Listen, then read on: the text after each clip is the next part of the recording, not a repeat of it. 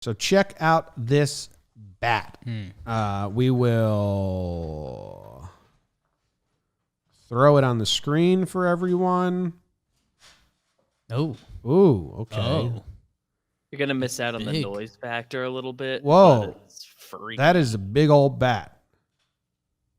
What, the bat's making noise, BBD? Yeah, if I remember correctly, it's making some like screechy kind of noises, and it's really off-putting. But you don't need the noise for this to get the idea. Yes, it sounds like something from Game of Thrones dying. Hey, here's something. I feel really bad for this bat, and I'm not enjoying watching this. What are the rules with bats? I don't know, but I'd never had felt sympathy for a bat in my life. That bat, I felt a lot of sympathy for. It seemed like it wanted to fly, but it couldn't. Yeah. And so I'm thinking it's a crippled bat, and then the humans are just kind of poking it with a stick and filming it suffer. See, I'm not an animals guy, but every now and then I think I am. I think it's just a human being that with sympathy, empathy, whatever. I wasn't a fan of that.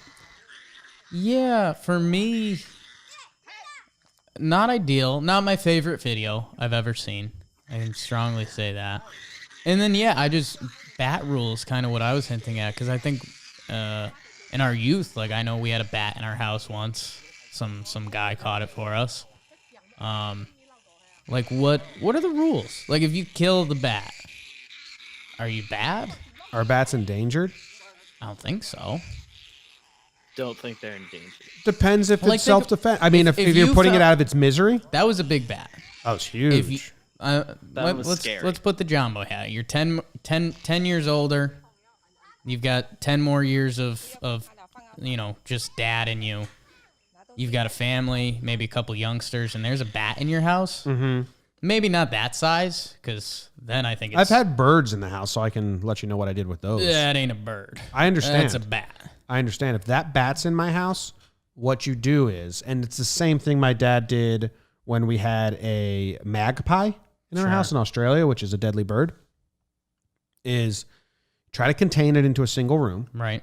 Then what my dad did was he strapped on all of my hockey equipment or my catcher's equipment, like catcher's face mask, gloves, and like big old sweatshirts. Right. No skin was exposed. And then he had, I think he had a cricket bat because that was like the widest and we were in Australia at the time. Good weapon. And he walked in there. And this is a big old bird. Yeah. Magpies are huge. And he like opened the window and then tried to like get it out, like hit it out the window. Right. So I think that's what you're looking at here. But I think if it comes at you and you have to take action and it turns out it's the final action, like I think you're okay. This is not, magpie was the word. Yeah, I think it's fine. Okay. Magpie was the wrong type of bird because this is small. They are mean. It's a dangerous bird.